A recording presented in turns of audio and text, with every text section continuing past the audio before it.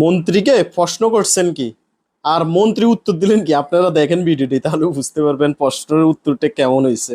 তাহলে আওয়ামী লীগের 17 বছরের সেই কথাই তো আমরা মনে করছি, সেরকমই ভাবছি। 12 কেজি সিলিন্ডার গ্যাস যেটা বাজারে চালু আছে এবং সাভার এলাকাতে যেগুলা বহুল ব্যবহৃত এবং বিক্রিত হচ্ছে, বেশ কিছু কোম্পানি বসুন্ধরা, ওমেরা, ইউনি, পেট্রোমাক্স, বেক্সিমকো সিটি, সেনা ফ্রেশ সরকার কর্তৃক নির্ধারিত এগুলা মূল্য হলো 12 কেজি 1341-1400 টাকার নিচে, কিন্তু এই প্রত্যেকটা বিক্রি হচ্ছে 2200-2600 টাকা করে। এখন যদি এই সিন্ডিকেট এখনো তারা সক্রিয় থাকে, তাহলে আওয়ামী লীগের 17 বছরের সেই কথাই তো আমরা মনে করছি, সেরকমই ভাবছি। তো এইটা কি নিয়ন্ত্রণ করার কোনো পরিকল্পনা আছে কিনা, এবং সরকারি নির্ধারিত রেটে জনগণের লাঘব কবে মুক্ত হবে এবং জনগণ কবে এই সুফল পাবে? মাননীয় মন্ত্রী মহোদয়, আপনাকে, মাননীয় স্পিকার, আপনাকে ধন্যবাদ। মাননীয় মন্ত্রী।